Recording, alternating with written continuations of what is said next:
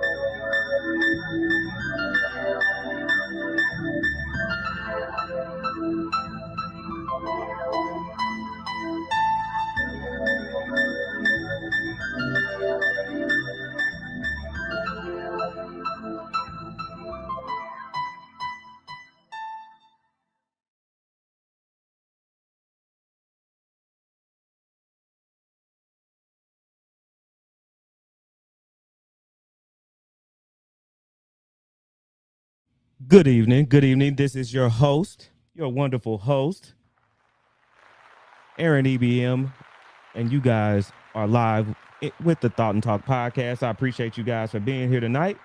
You could have been anywhere, but you decided to be here with me, so I appreciate it. Let me know, guys, if the sound is okay. It seems a little low on my end. Let me turn up my headphones a little bit to make sure everything is okay. Hope everybody is doing well. You guys know how we do it. It's nothing like being in the Thought and Talk podcast. Let me get this straight. All right. Good, guys. How you guys doing? Appreciate it. Appreciate you guys being here.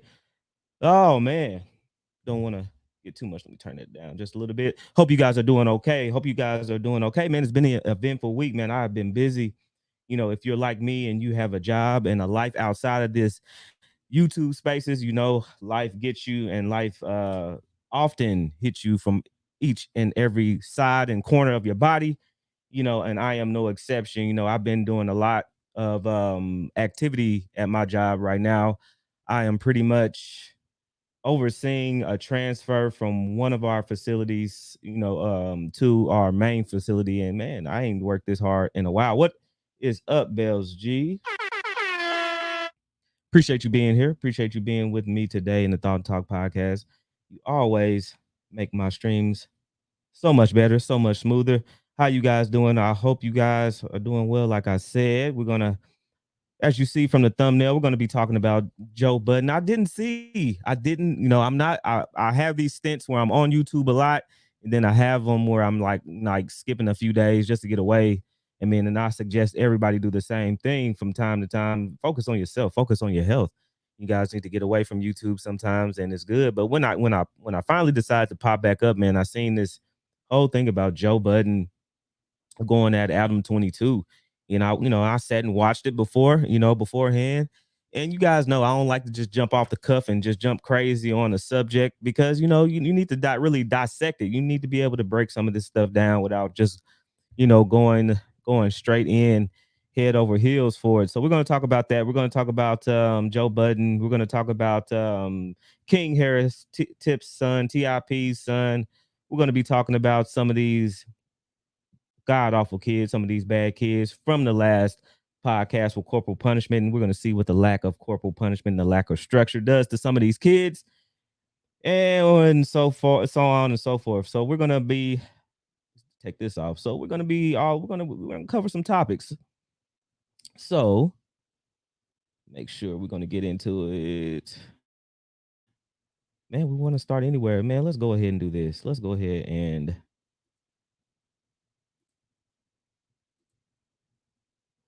share that. Oh, no, stop sharing that because I need to do this. So if you haven't heard, I'm sure you have, because you know how it is. The Queen Elizabeth has passed away at the ripe old age of 157 years old.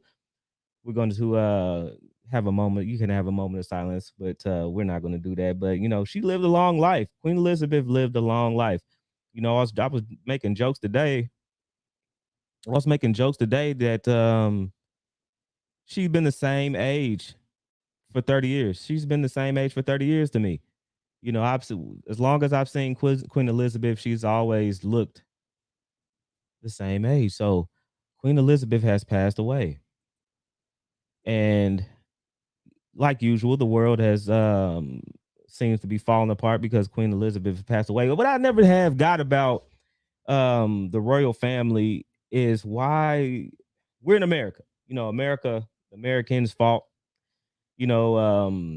Revolutionary War to get, to exit and really detach themselves from, the British rule. But it's a lot of people that in the United States that are obsessed with the Queen and obsessed with the royal family.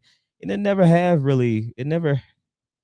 never been able to put my finger on why is it like that. But the Queen did pass away. I thought it was, the same old jokey joke like they always, sometimes they do on the internet, and I thought it was not real, but apparently she did pass away.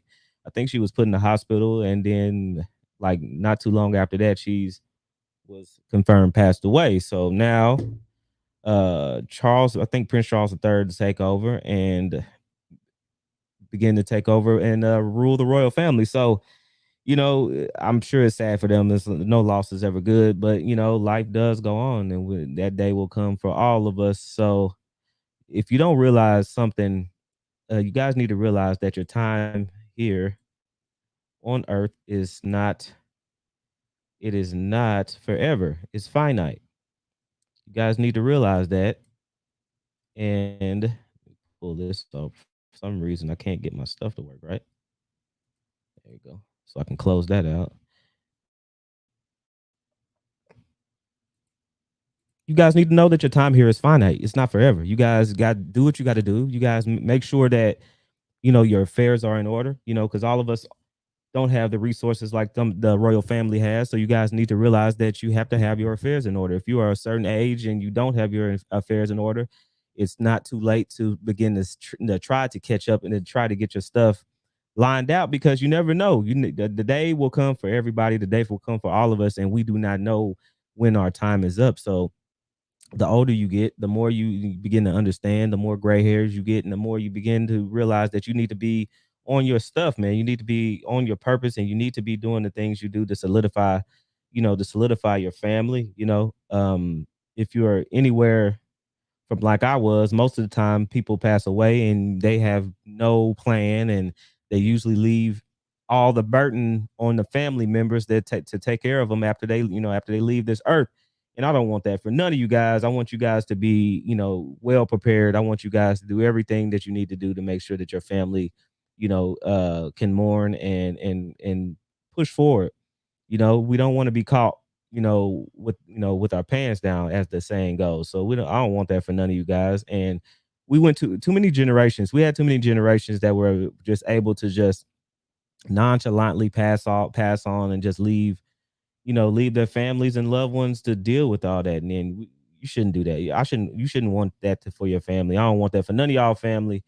And just take this as a lesson, man. She was old. She lived a long life, and I want that for all of you. So to be able to do that, to be able to live that long life, you need to take care of yourselves. You guys need to really focus, and I tell that a lot, that you need to focus on your physical health. Stop putting that off. Stop putting your what you put into your body. Stop taking that for granted. Stop taking the ability to go out and buy anything and just put it in your body for granted, man, because you can't live that long life like some of these people live, and eating junk. Um and it will come for you. I don't want that for you guys. So make sure you take care of yourself. Make sure you take care of your affairs. So at last week we talked about corporal punishment. I didn't hear a lot from you guys what you felt about corporal punishment. And most of the time it only really matters to the people that have kids. So if you don't have kids, if you don't have children, you really don't care, or you don't pay it. You really don't really think about the ramifications of not disciplining your children, or you don't think about if you're so young, you don't really think about 30, 40 years from now, about, excuse me, what your offspring can do to the people around them. So last week we talked about corporal punishment, Missouri bringing back those corporal punishment laws. And what did you guys think about that? Some people didn't care. Some people really felt like it's not such a good thing to do, and everybody has their own way of doing things, and I get it. Everybody does have their own way of doing things, but like I told you guys before, I mean, the lack of the children, and the lack of these kids not being disciplined, it shows in a lot of especially in the community. You see it. You see it all the time. And the bad part is not so much about kids having the lack of discipline. It's the fact that people are not caring, or really not paying attention to it. So I pulled some videos up like I do, and I'm gonna add some of them, and I want you guys to let me know what you think about these too. I'm gonna go over these.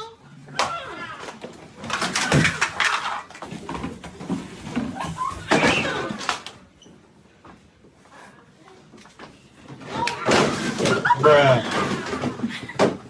Get out the class, everybody, get out the class. Everybody, get out the class.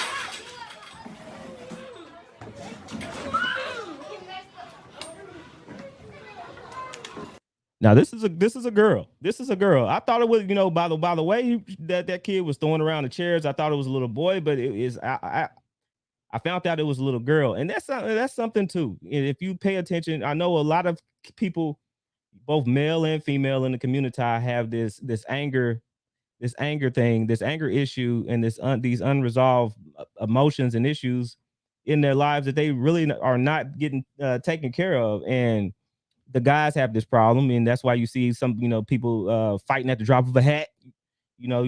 Turn into to gorillas in the mist over little stuff. And then that's why you see the girl, every time you turn around, you got another video of like 15 chicks in the hood fighting each other. And it's so bad now, and you really look at it, and what you see when you see these videos is what you number one, you see a lot of people holding cameras, laughing at the junk like it's no big deal. But those are the most of the time those are the adults. Now, you got to wonder if those are the adults, when and where does this stuff happen, and where does it get so bad? And you're looking at it right here. You're looking at it right here. I'm gonna pull it back a little bit. I'm gonna pull it back. You're looking at the start of a lot of these women in the hood. And I'm gonna put pause. A lot of the times, if you pay attention to it, a lot of the women are worse than the men now in the community. A lot of the women are worse than the men as far as the unresolved anger, the unresolved issues, and the bouts of just violent blackout rage. And the problem, and it's not, it's being human. It's okay to be human, but the problem is none of it is being dealt with. And another part of it is nobody is really wanting to touch it or point a finger at it, because when you do point a finger at it, you're the bad guy, and I'll be the bad guy, and it's, I try to tell you guys that I don't care about the adults. Adults can do what they want to do. You can try to tell them, the better ways to go, and most of the time you're gonna turn into a gorilla on you, and you don't want that. So I tell them I'm gonna laugh at you. If I can't do anything else, I'm gonna laugh at you. But the kids is that's the problem, because you can't. Right here, you guys are seeing the next batch of adults, the next future of the United States that you're seeing right here flipping chairs. And if that doesn't bother you, it should bother you. Who cares what Bonquisha does? She's going to do what she want to do. But the kids, that's the problem. And I ask myself, what is, if this is what they're acting like at home or at school, what are they acting like at home? What is the structure like at home? Or is it a lack of structure? Bruh. Get out the class, everybody, get out the class. Everybody, get out the class.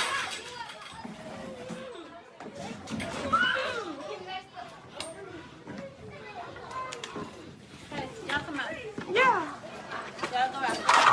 Dr. Simon is right there in Miss Wilson's class doing the observation. You want to grab her? You want to grab her? Wow!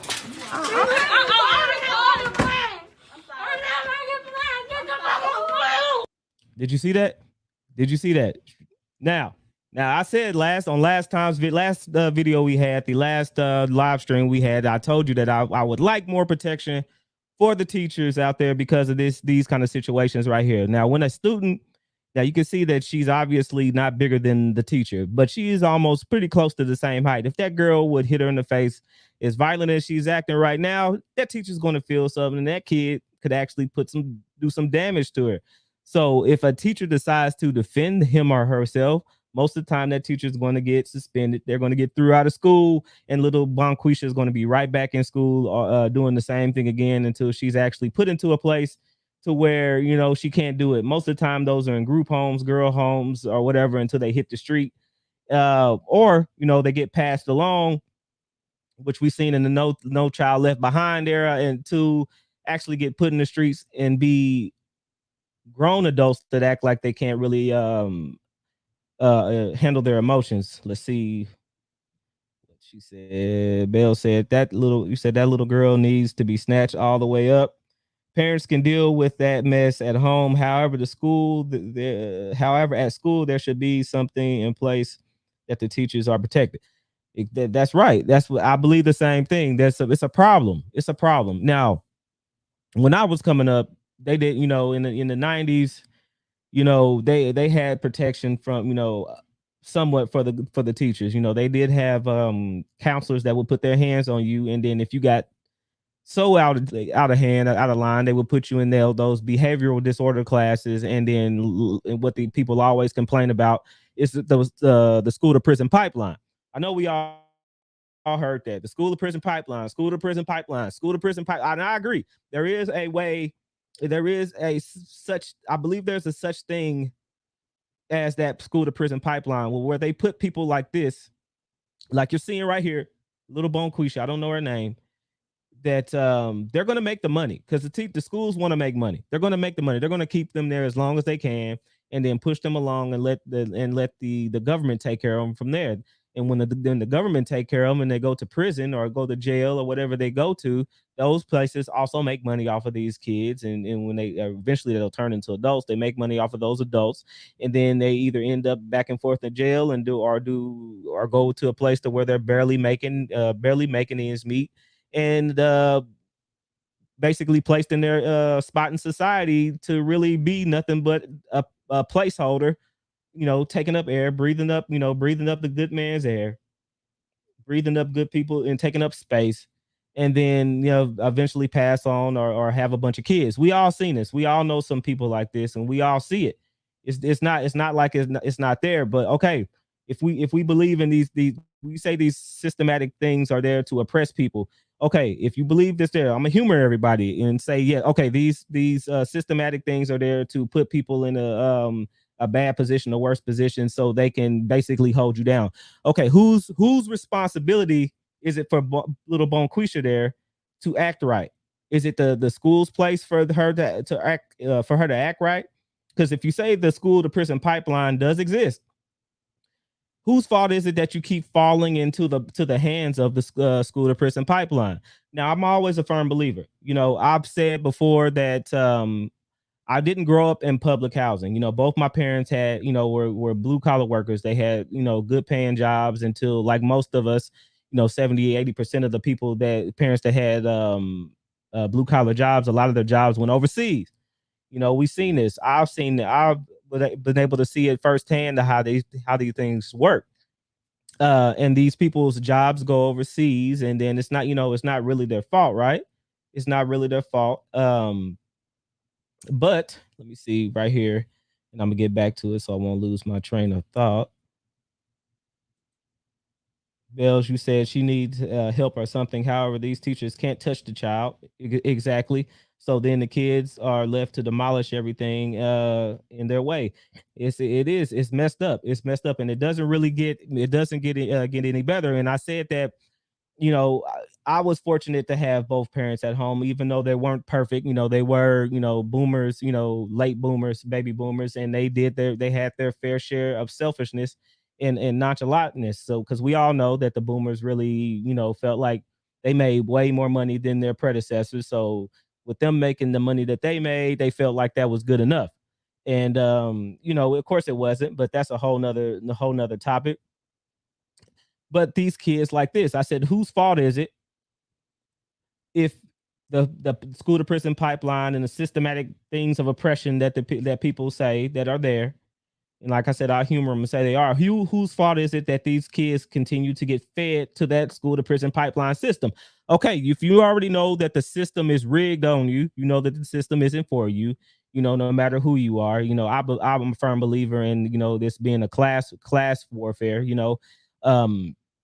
That this whole country was built off of class warfare, and blacks being in slavery was a subset of that class warfare. you know I'm not saying that people didn't do prejudice and racist things to blacks in slavery and after Jim Crow era. I'm not saying that, but I'm saying the main part of this system that this country is built off of is the economic system of it is capitalist, and free labor is always a part of the system. Judge Joe Brown said that himself. Judge Joe Brown said that because this system is made off of to have a permanent underclass, that permanent underclass after slavery and in the Jim Crow era did not go anywhere.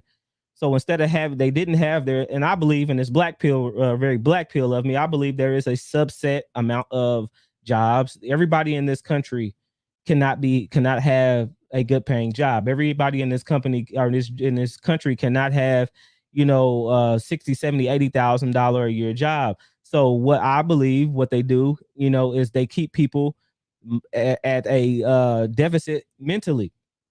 That's the only way to really believe and see what this country is doing. Yes, it has a racist past, but you guys have to realize there's a lot of poor whites, Hispanics, and everything out there. It's not just one class. And what they do is they keep our minds at a permanent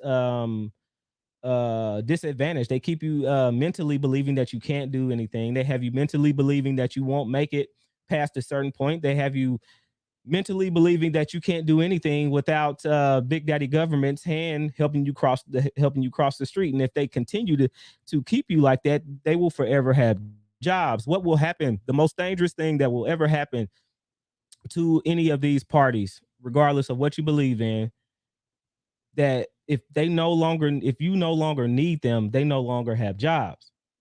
So if you no longer need them, where are they going to go?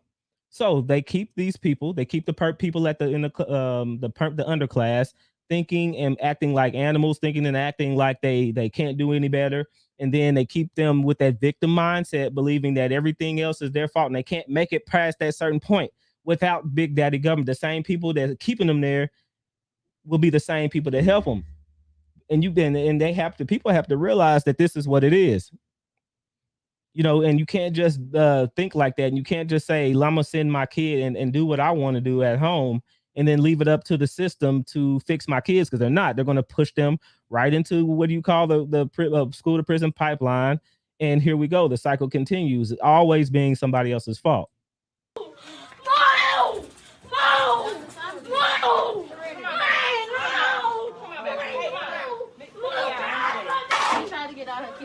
She started throwing stuff everywhere. Again. I just heard the commotion.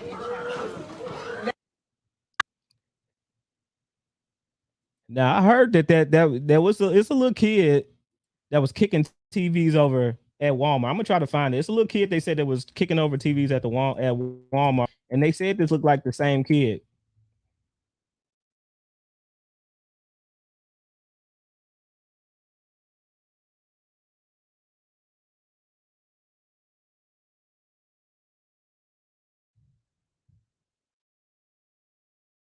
Somebody said that was the same kid kicking over those TVs at Walmart, but I don't know. Let's see.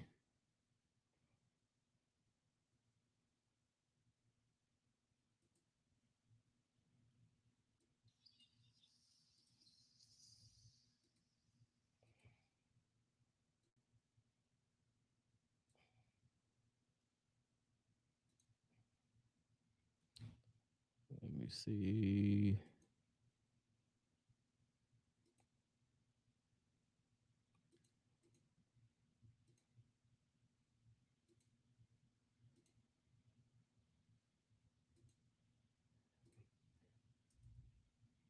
All right. Make sure y'all can let me know if you can't hear this.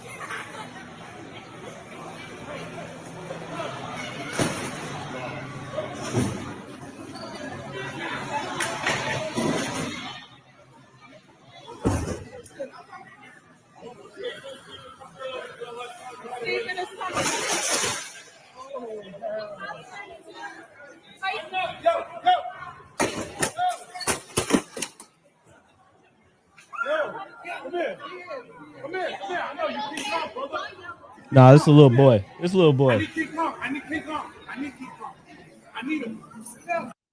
Anyway, but that's that look like a boy right there, man. People always doing that. People always doing that. I think that was a boy on that video, but let me see. So, what do you guys think? Do you guys think that there's a lack of responsibility that the parents have now with these kids that are coming up? Because I told you, I seen it. I seen from where the old school, the kids from the old school in the '80s were like getting whoopings, getting punishment, all the way to the government stepping in and saying you can no longer do that to your kids.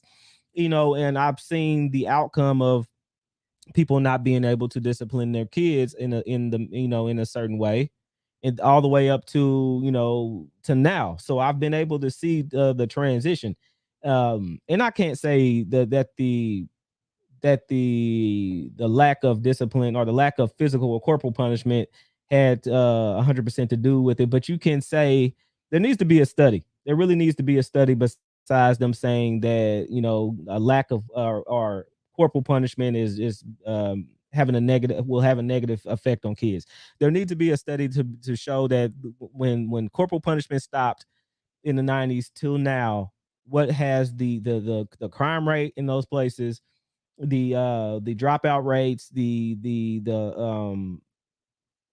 out of wedlock childbirth, all of that needs to be compiled in a study to actually show. But they did. I believe there's reasons why people do this, you know, and you know, it could be me putting my tinfoil hat on, and it's just, to me, they want to know how to actually make a population turn in on itself. They want, you know, they have the ability to do things that will actually make a society devolve. And I told you, it's all to keep the power. It's all to make sure that they do, or you doing what they want you to do. And if you're not, you know, they're smart. I don't know why people keep putting, you know, liberals in the place to say, well, liberals won't ever be racist, and you know, Republicans are just all. You can't have all of one thing. You know, there are definitely racist liberals. You know, we deal with it all the time, and most of the time they don't come at you all forward. Most of the time it's passive aggressive. You know, telling you that they know more than what you know. You know, you're just this little stupid person, this little idiotic person, and you can't do anything without us telling you. You know, you can't say that these people aren't racist because, you know, well, what if it was the KKK? And I mean, you know, you guys been there. If you guys live long enough, you dealt with these people, and most of the time you don't want to have anything to do with them. But I'm telling you, it's a mind thing. It's a mind thing.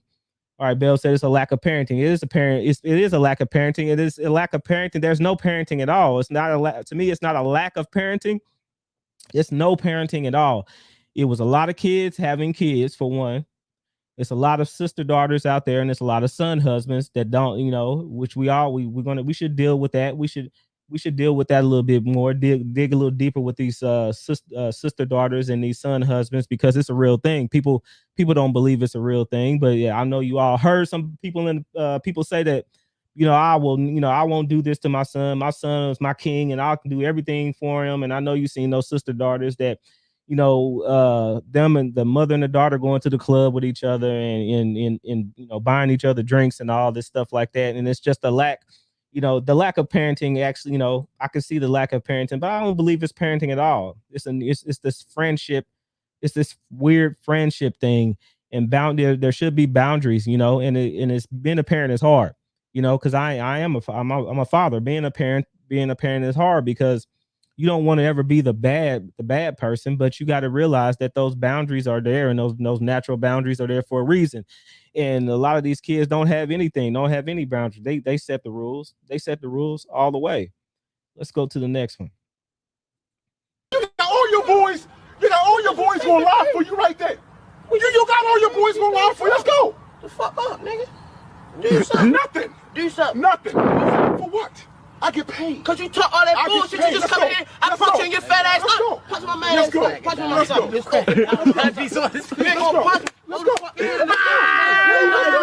Let's do it now. Fuck you talk about. Let's do it now. You making all this air. How dare you blowing? You selling these motherfucking wolves. Okay, right off the rip, you see this dude right here. This the teacher right here that he's arguing with, and this is that's the student over there on the other side.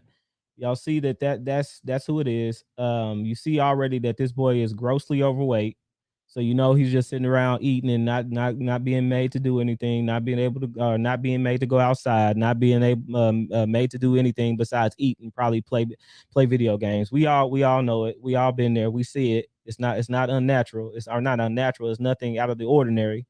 Arguing, talking to his teacher like he's just one of the people that he hangs out with. We're gonna get back into it. He ready to pop you though. This nigga will pop you. Yo, he just mushed you like 4 times. Yo, he did, Joe. What is he talking about? Don't be disrespecting me. Man, I'm just going to take ass back. Whatever. Don't be disrespecting me. Whatever. I told you what it was. So you want to take the grade back? Oh. You want to disrespect me like that? Why you want to take the grade back? You want to see me again? You want to see me again? Yo, he just was put you in his neck. You want to see me? You want to see me? That's real. Yo, you the bad one. What's up? I'm asking you, you want to see me? I told you bust a move, partner.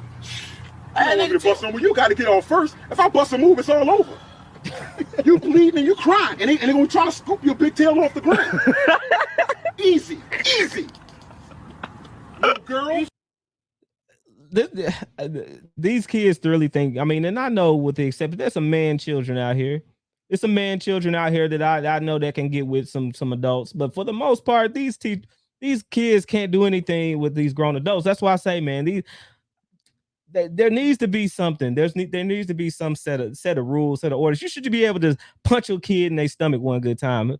You know, if you've seen the movie Due Date with Robert Downey Jr. and Jamie Foxx, sometimes you just need to grab a kid by the collar and punch him in the stomach one good time, you know, to establish dominance. And there's nothing wrong with that. There's nothing wrong. It's healthy. I'm talking though. What you talking about? He told me he was gonna punch me in my stomach. Tell him shit. See, he already said he's gonna punch him in the stomach. Why? Because he punched him in the stomach. It's over with. There's not any muscle mass in there. He punched him in the stomach. I guarantee he won't wake up till tomorrow afternoon with that belly. And we know. There's no resistance there. It's just jello. It's jiggly. You wrestle with him for 5 seconds, it's over. He's gonna be out of breath. I don't understand why these big overweight kids, you know, men and women are like, you know, a good 5 minutes, and they out of breath, they're winded, they're gassed, and there ain't nothing they can do from getting mollywopped. But those are some of the most arrogant people out there. Oh, bitch ass nigga. Come on, you would be free if I punch in your face. Punch something then. Fuck you talking about? Punch something, see what happened in that ass. I asked the last nigga to put his hands on what happened to his ass. Choked the shit out of his dumb ass. I don't play with these stabs in his head. Why Dude, he came back. No more. Yeah, he can come back all he want. What? You heard me? You can come back all you want. I'll take you around the block, boy. You can't even breathe. You can't even breathe. Go ahead, I have your ass on this ground sucking for wind. Alright, looking for air. it sounds. I have you looking for this shit. It sounds. You understand? All right. You can have all this sucking for air. If you ain't gonna do nothing, you might as well go back in the building, playboy. Yeah, you know what? I ain't gonna do nothing doing no hours 345. But if you ever want to get real, you let me know. I can meet you. I know where you stay. I will be there. I'll go to your house. I'll be on Pagan Street. You don't need to tell me where it's at. No, hold on. Look, now. Okay, as an adult, I know that that you are the adult and you're supposed to be the bigger person. I get that. I 100% get that. But you guys got to realize, especially if you grew up, you know, in the hood, which like 70-80% of us have, let's keep it real. It's a part of you just get tired of messing with these little heathens from the Communitah. You get tired of it. You know, you like, where's the elder respect? You know, if I'm not cursing you, if I'm not doing nothing to you, where is that natural respect? You're not getting it. It gets to a point to where it gets infuriating. It gets so frustrating that I don't know how anybody could be a teacher or a cop, because you get no respect. You know, you're the ones that they blame for when your kid getting F's and not learning anything. But when your kid's acting like that, they don't get any of the blame. It's like you're supposed to be this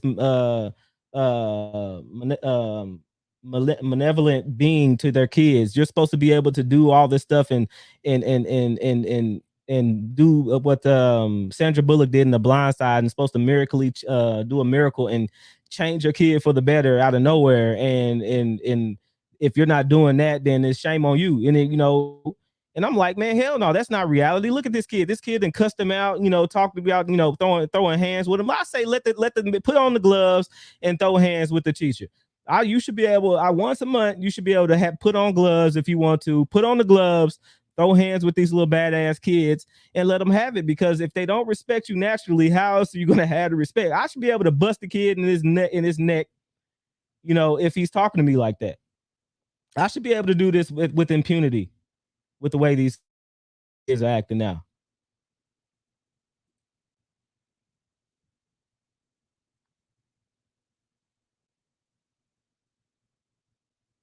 Come on.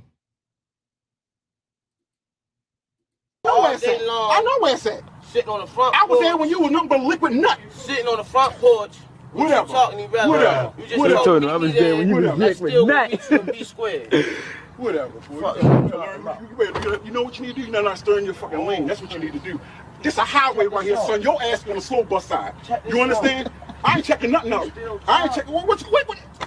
An opportunity. You said you do what you need to do. I need you to start it. Why you out? Because the report got to be touching me first. You need me to start. Yeah, exactly. You came up this I will bitch end it talking for about you. you. I will end it for you. I will end it for you. I don't give a fuck about none of that. You want to let me? This is sad for real. You know, it's funny. It's funny, but it's sad, man. It's sad that you have to talk to these kids like that. And until hands are being thrown, nobody feels like it's a problem with this kid doing what he's doing. That's the bad part. It's not a problem. Let's see what. Bust him. Yeah, bust him in his neck. Punch him in his neck. Two to the body, one to the neck.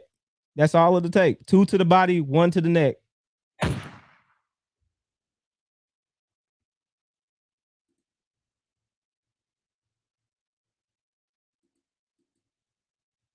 End it for you. You don't want to go to school no more. I will make sure you don't go to school no more. All right, Papa. No more. Stop talking. Put your hands on me and watch you don't have to go to school for a whole 2-3 months. Didn't you say you was gonna punch me in my face? No, I ain't gonna have to do that. Because I'm gonna take you out. I'm gonna take you. All right, yeah. You're a boy, and you better learn what your lane is. You better learn what your lane is. You better learn what your lane is. You hear me? You better learn what your lane is. Fuck. All right. You need to look me in the eyes when you speak. Yeah. Exactly. What's up? That's what I need. That's what I need from you. That's what I need. There it is. That's all it would have took. 2 to the body, 1 to the neck. That's what I need, boy. 2 to the body, 1 to the neck. You want to play with me? You play with me, boy? Exactly. Bust his ass. What are you saying, boy? Bust his ass. What are you saying? What you saying? This shit ain't about nothing. This ain't nothing to me. See, that's a shame. It's a shame that it had to get that bad, but that's how it is. Communitah. Why would you want to be a teacher?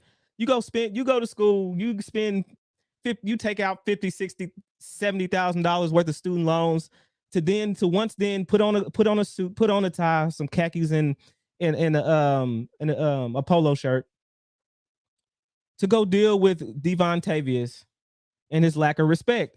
I don't understand it. You know, I said teachers need more respect. Teachers need, hey, you guys need to every once in a while, once a month, you guys need to know, talk to a teacher, go give them a hug. Go let them know that you care about them, especially if they in the inner city and they have to deal with little Devontavious like that. Because I'm telling you, I couldn't do it. I'd already been locked up. I'd have been on Dateline or whatever for punching this kid in the kidney and then punching him in the neck. You know, like Bell said, bust them in the neck. That's hashtag bust them in the neck. You know, that's the only thing these kids. That's the only thing these kids respond to that come out of the community is violence. You know, hyper violent. You know, hyper violent, hypersexualized, and it is the people that it is their actual sperm donors and carriers and handlers that did this to them. You know, I blame them because in the end of the day, they most of the time they will give an okay and a pass for the way their kids are acting. I know we all know somebody who said, don't better put their hands on my kids when your kids out there being a whole terror, your kids out there being a whole deviant. Oh man, let's go. Let me turn to like an hour talking about bad kids, but we're gonna keep it going. We got another one. Y'all think y'all gonna lock me in, nigga? My mama, nigga, you gonna hate me. What y'all niggas gonna do? Y'all niggas gonna scrap the butt, nigga. Stop playing with me. I'll smack the shit out of these niggas on camera, nigga. Stop playing with me. What y'all wanna do? You wanna scrap or what? I should fire on you because you over there think you doing something with that little bitch ass trespass order. Now, come on, y'all. Hashtag bust them in the neck. What makes this kid see? What is the home life? What is the home life for little Montel over here? What is the home life that where he thinks he can just? It's 3 grown men in there, and he thinks he can take on any of these grown men. What is the home life of little Montel over here? You know, make sure it's sad, ridiculous. I'll break that bitch ass computer, nigga. Stop playing with me, nigga. I'll bitch get up right now with my mama. I'll beat the shit out you in front of your mans. And if your man try to just beat, he gonna get his ass whooped too, nigga. Fuck is you talking about? I'm on a tip, nigga. What you wanna do, nigga? I'll put some hand sanitizer on my hand and open hand your ass, nigga. Talking about, oh, he got a firearm. Bitch, I ain't got no firearm. Stop lying on my name, nigga, before I knock your teeth out, bitch. You ain't gonna be able to talk. You don't need to looking dumb as fuck, nigga. Like a bowl out. What you looking at, nigga? You want to scrap? You want to scrap, nigga? You want to get at it, nigga? Fuck is you talking about? Step over here, nigga. Step over here. The little listen to the little voice. And it's sad because I think he really realized the little Montel really believes in his heart, in his little Communitah heart, that he could take on these grown men. You know, it's same thing in Baby Boy. In some part, you got to realize that you are a child in a man's world. That you can't take on these grown men. One punch, and you can be took out. Permanent sleep, permanent dirt nap.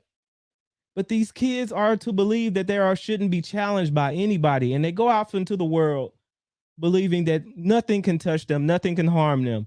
You know, nothing can never happen to them because they're always right.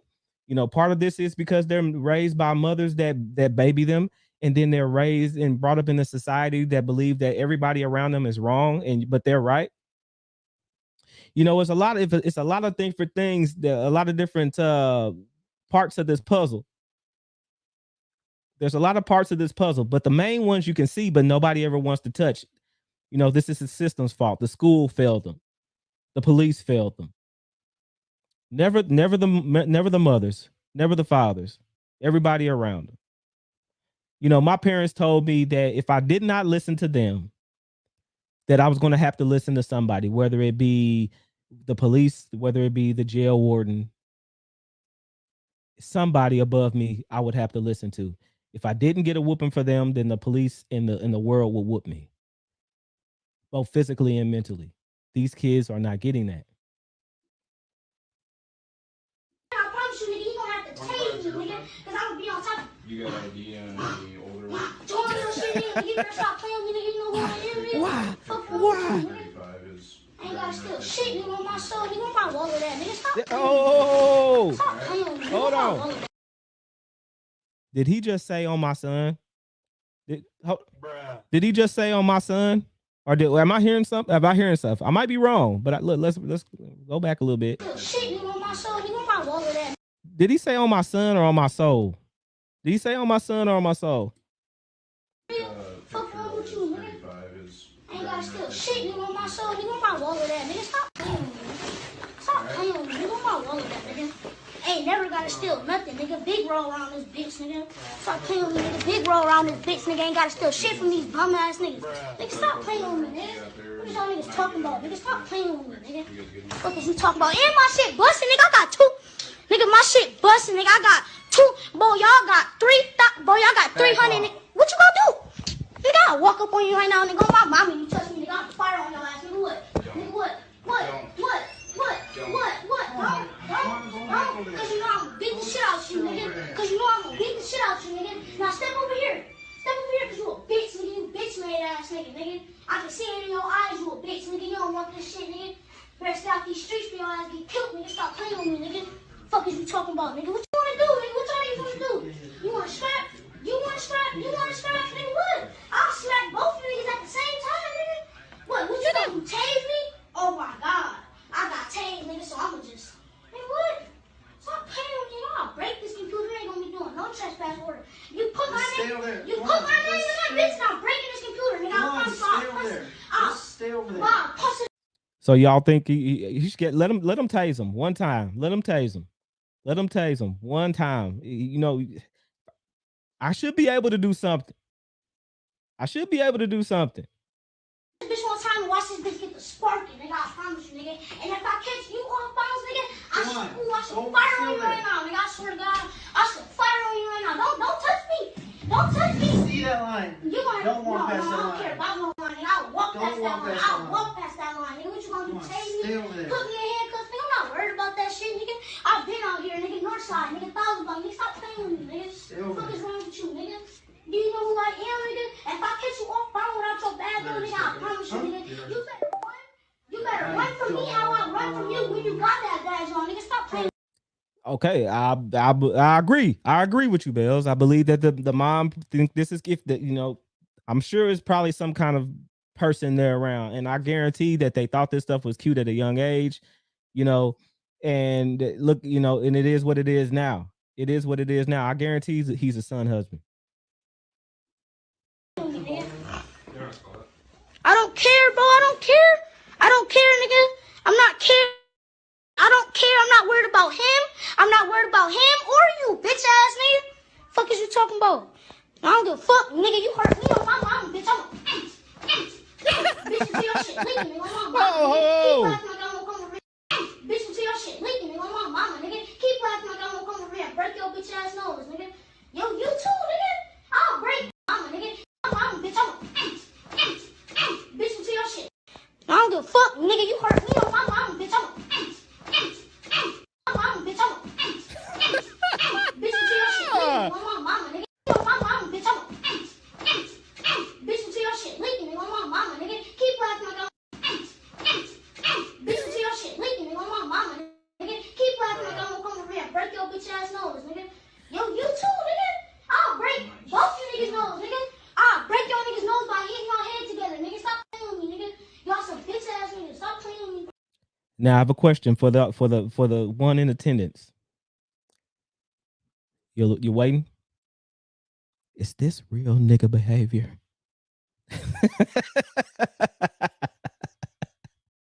Was this what they call real nigga behavior? Am I wrong? Or is this the example of what it is?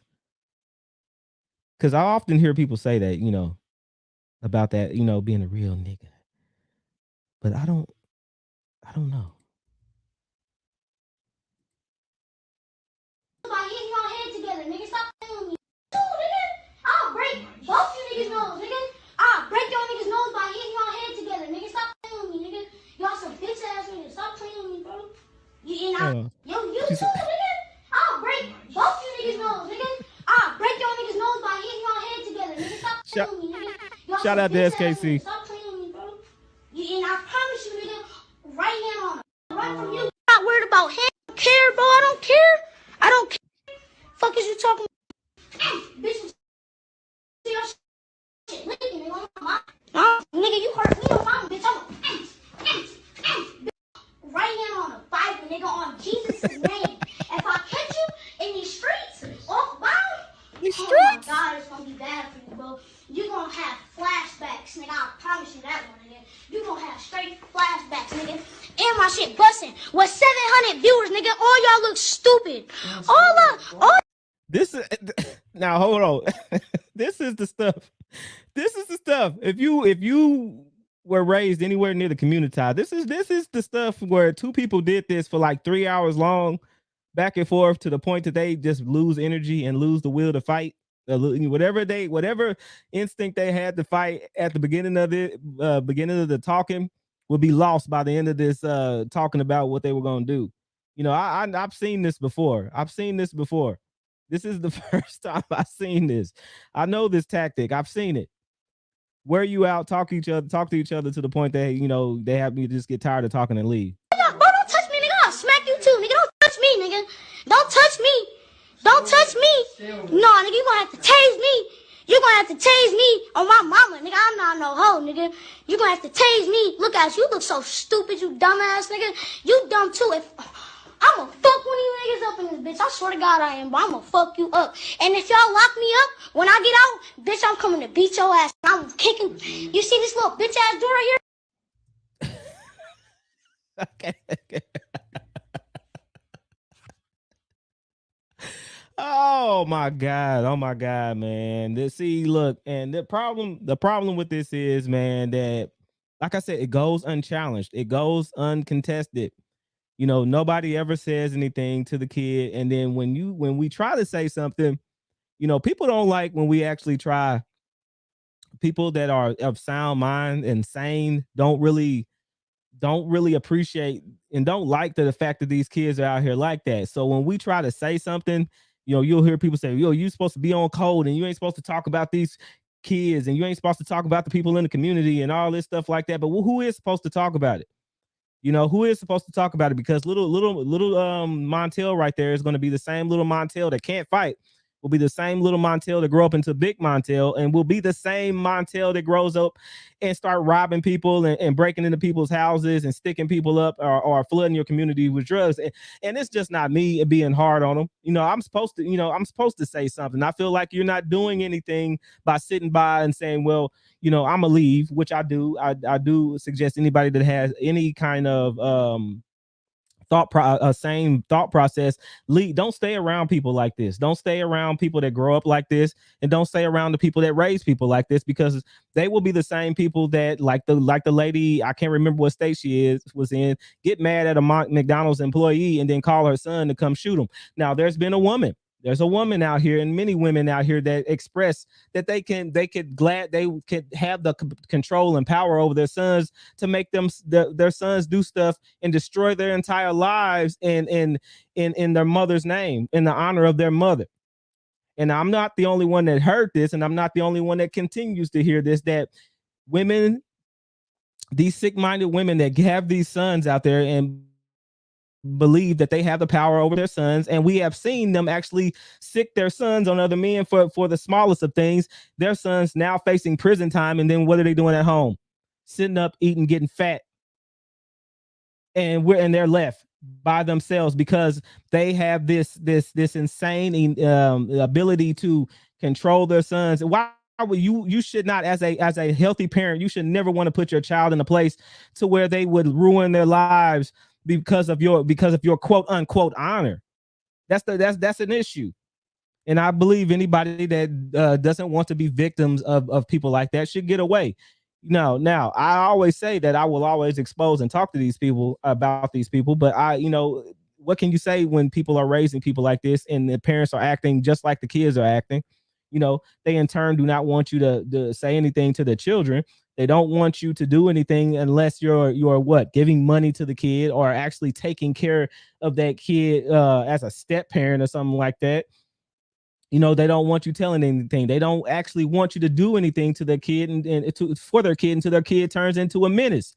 So I don't suggest anybody ruin their lives like that. I don't suggest anybody put themselves in harm's way. What you can do is actually build yourself up. And then when you have the opportunity for somebody that actually wants to do better with themselves, then you can reach back and pick them up. But don't try. See, a lot of the times people in the Communitah will tell you that you are out of place for not wanting to stick around and be a foot soldier to stop these kids and these parents from doing all of this stuff.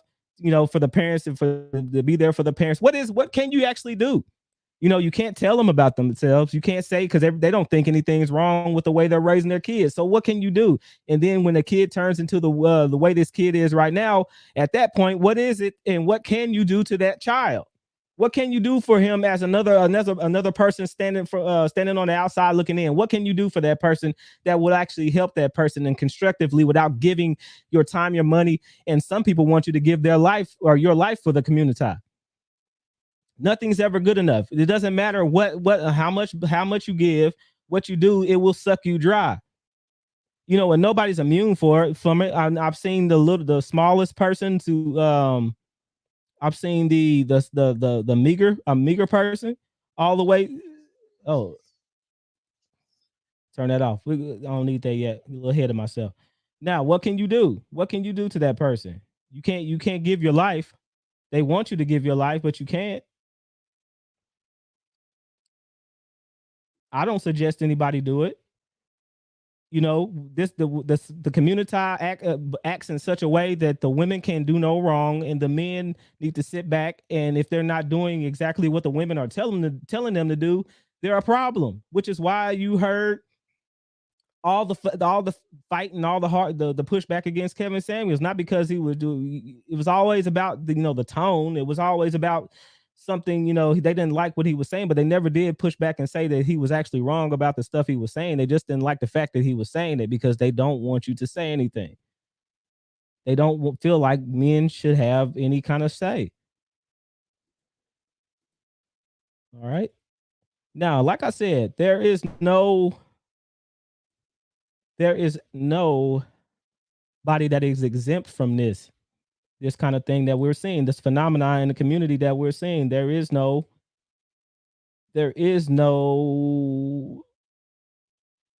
respect of person. It can touch anybody, and it's touched T.I. Now, I heard this early this week, and I told you I don't jump on these stories because I feel like you need to be able to digest this stuff, pull back, and actually understand what's going on before you jump up and say something. Because we're quick. A lot of content creators that like to do these reactions on this kind of stuff are quick to jump and start talking about stuff, and they really don't have any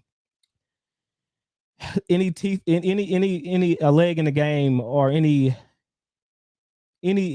that will put them in a position to be able to say something. Now, we all just say our opinions, on things, if we aren't actually dealing with the person. I don't care if you're a professional or not. If you're not actually dealing with the person, it's all either our opinions or our professional opinions. At the end of the day, nobody really has to listen, but it is what it is. And I said that behavior doesn't stop at underprivileged people.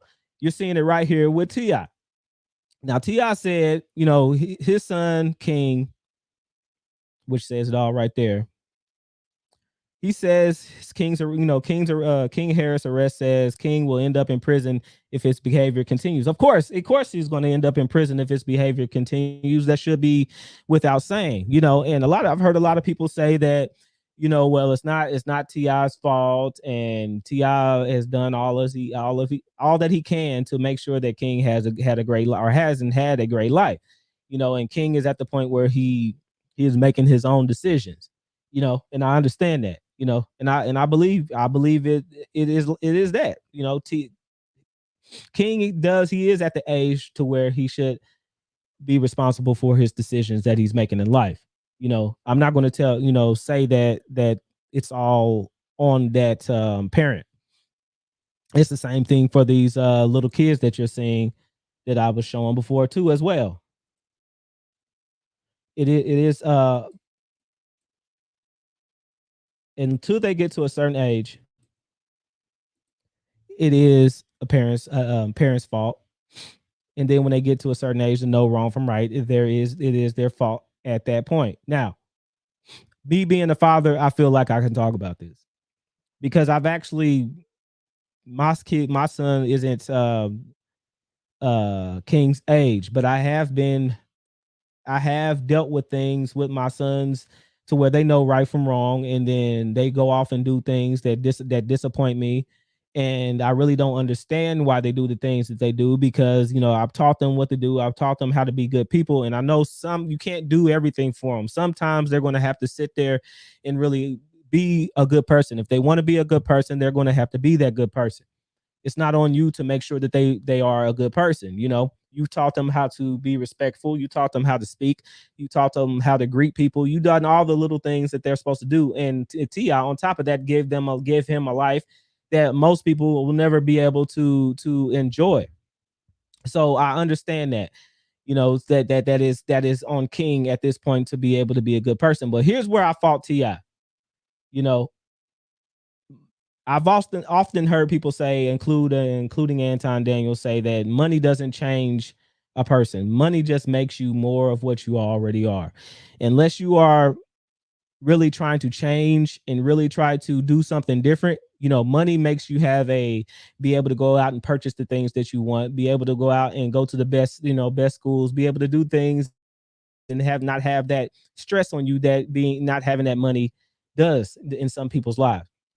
So I grew up on T.I. I understand who T.I. is. I understand, it's not, I don't think he's a horrible person. I think T.I. is a talented person. But what I do fault T.I. is having one foot out of the Communitah and having one foot in of the Communitah. And because that is his brand, and because he is making still money off of, selling records and having that image that the Communitah loves, it's a double-edged sword. See, I know no matter how much money you get, and you can be raised in the suburbs and not have anything to do. You can be totally detached and they still have serial killers that are born out of two-parent homes that had great lives, but I believe that is the minute minority. The majority of people that do live in good homes, that are go to the most elite schools, get into the most elite academic programs, and go into elite higher educational programs, do not end up like King Harris. I just won't believe that. I do not believe that, and I won't believe that. And I think a problem of it is because T.I. has made his fortune and his money off of the Communitah and having the image of the Communitah, you look and promote a culture that is let's just be real about it. The culture in the Communitah is toxic. The culture in the Communitah is a degrading one.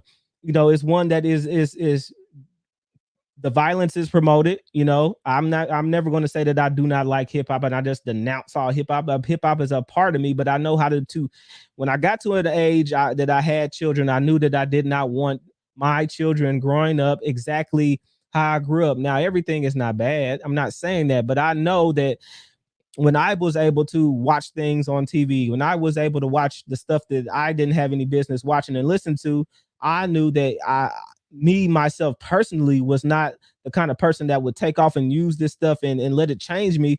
But every kid isn't like that. I had the sense to know that every kid was not like and built like I am.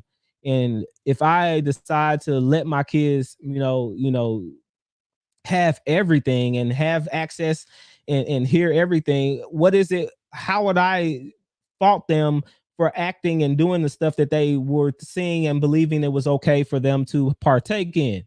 And I believe this is what's happening in T.I. now. Like I said before, every kid does not end up like that. That it is growing up in the upper middle upper class and well off. Don't always do, you know, good things. You know, that's that is the minority. But when your father is promoting the hood, your father is promoting hood culture, like I said, having one foot in the suburbs and having one foot in the culture, you're split, you're divided. You know, it's that lukewarmness. You can't live in the lukewarmness. Now you look at different well-off families that do take themselves away from that stuff. Most of them don't. Kids that don't end up like that. Let's just keep it a buck. Most of those kids don't end up like King Harris and acting like King Harris do. A little bit of what King Harris is doing is because his father is doing and acting out the way that he believes he has to do. And there is a need by Black people to have that validation from the street, especially if they came from that street culture. It's like it'll destroy you mentally and spiritually if you don't get that hood cred or that hood that validation from the hood that you still real and you ain't forgot where you came from. Now forget that. You need to leave. You need to forget all that, then leave that stuff behind. You know, it's a part to where you have to actually grow up and change. You know, it's okay to do that. It's okay to grow up. It's okay to evolve. That's the word. It's okay to evolve. People in the Communitah don't want to evolve. They want to be lukewarm. They want to still live a little bit in the street and do a little bit of that street stuff, little taste, but yet be corporate at the same time. That's that whole corporate thug mentality that a lot of women, I know you've seen it, a lot of women like, and a lot of women want their men to be, right? Am I wrong? If I'm wrong, I'm wrong. But you see a lot of women saying that they want a corporate thug, that they want somebody to be a pastor on the weekend, on Sunday, but then they'll shoot you on Friday. You know what I'm saying? And it's not okay. It's not going to work. It's not conducive. It's almost an oxymoron to be able to be a thug on the weekends and be corporate all through the week. You know, this is a fantasy. It's a fantasy. And it doesn't help that that the majority of people, Black people in the Communitah, cannot live and get sick over the fact that they can't keep the good graces of the rest of the Communitah. Especially, and some men will almost die without not having that validation from the women in the Communitah. Y'all seeing it, and it's not me. It's not just me seeing it. A lot of people just don't want to address it. A lot of people don't want to address it, but it's okay if we address it, and somebody enough people talk about it. It will be what it will be. But the problem is what you are seeing right here. What you are seeing right. I believe wholeheartedly that if your father is making that example for you, you're going to want that same validation. You know, most of the time your sons want to be like, regardless of what they say, they want to be like you, and they want to overtake you and show you that they can be better than you and surpass you. So if my son, if my father is halfway in and halfway out of the street, then I want to do that. I still want the street cred. I still want to be popular like my dad. Why not? Why not? So that's where I put T.I.'s blame on there. It is what it is at this point. But y'all gotta stop being y'all gotta stop putting the wool over people's eyes and act like that part of T.I.'s life didn't impact King. You know? So we're gonna move on. Hope if you guys are new here, I've seen some other people come in. If you guys are new here to the channel, I am Aaron EBM, and this is the Thought and Talk podcast every Thursday night at 8 p.m. So I appreciate you guys being here with me. Today we're going to be talking about Joe Budden. We're finally getting to it. We're almost an hour in, man, and this is almost like a record for me. So let's get this stuff started.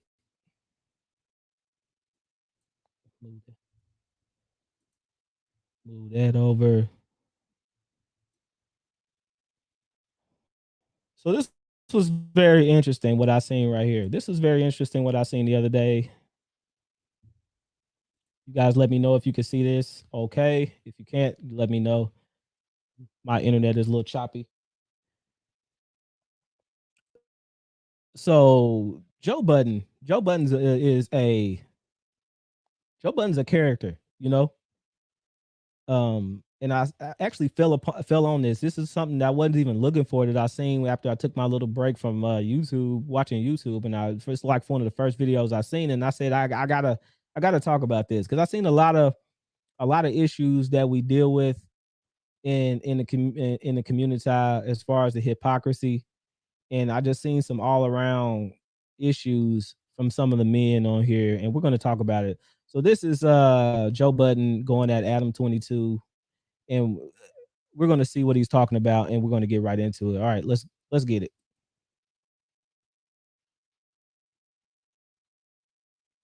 Make sure we can hear that. I don't know why I can't even hear it. Oh, I know what it is.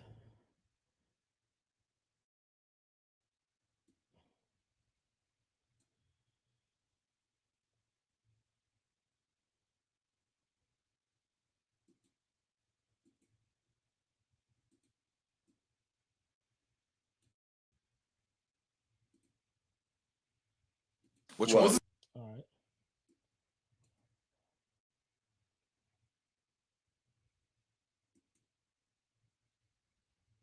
Say, read it, man. Read it, I ain't yeah. reading. The billionaire black. I ain't reading it I'm neither, not yo.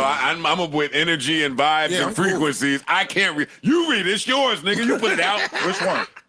Any of them. Read that one right there. Hey, Alex, put the arrow above the one you wanted to read. Oh, I didn't know you'd be on Yeah, that this. one right Arrows there. all Yeah, over that the one right there. Okay. Yeah. I interviewed Yeah, that one. I That interviewed FBG Cash, and this is a clip from the interview. FBG Cash claims Lil Durk told him to take a photo at King Von's mural. Rest in peace, King Von. Rest in peace, Rest in FBG peace, Cash. FBG Cash. Yeah. Oh no, this is like this is not just an isolated incident. That's what I'm saying. That's what I'm saying. Habitual. That's what he talked about in the interview. That's what he talked about. That was it.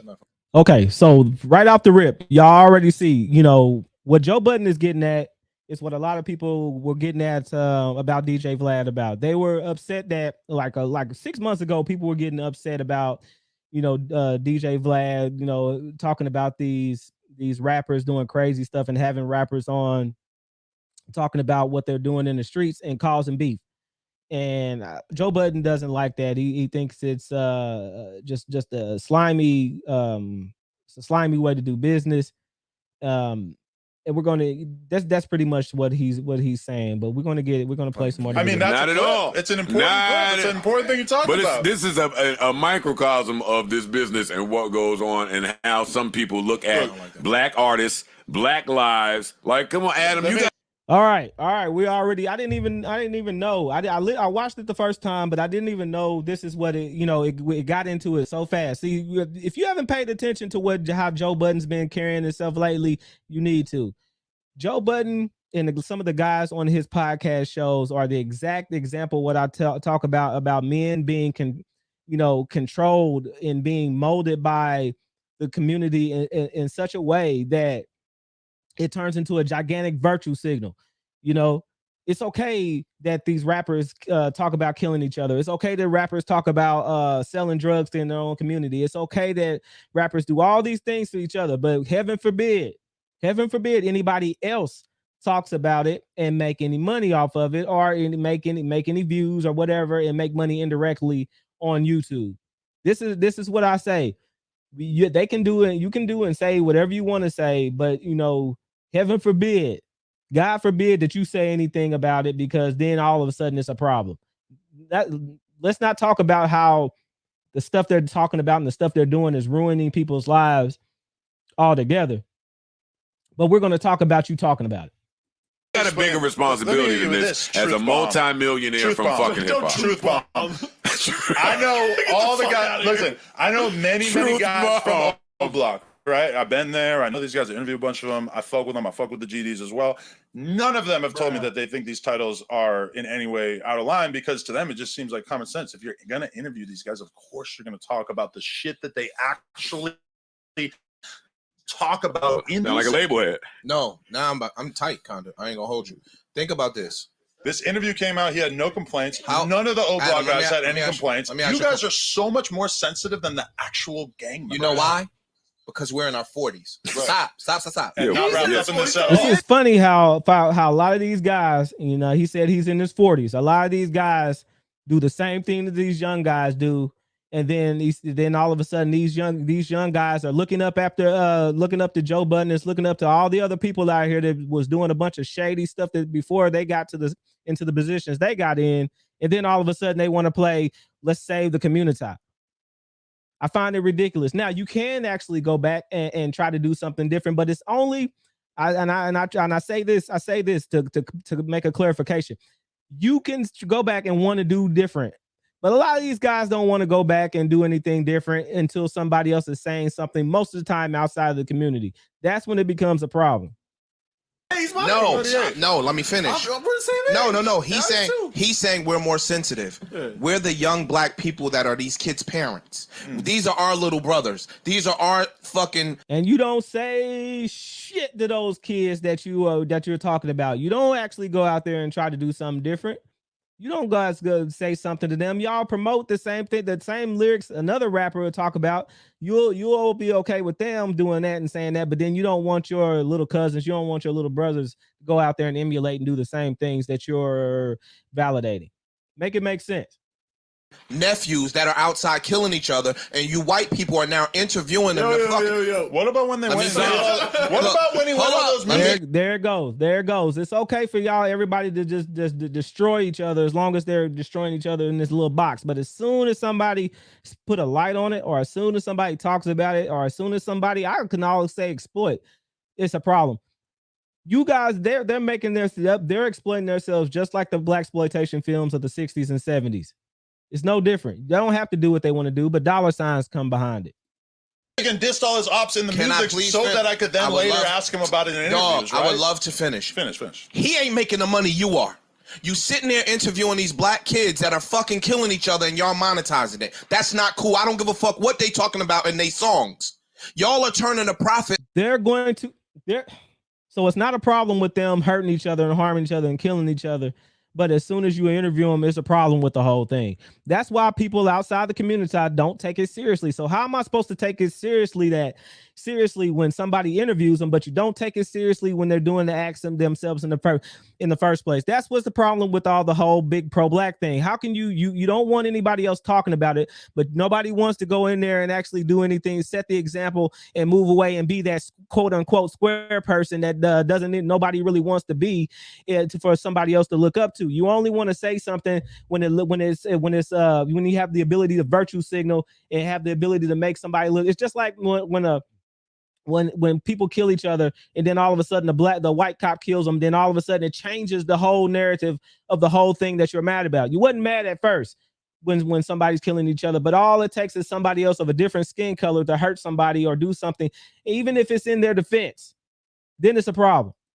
off of this black trauma of them killing each other. Yeah, they the ones doing the killing because they young and they dumb and they don't fucking know no better. We 45 and 46 years old and we know better because these are our nephews.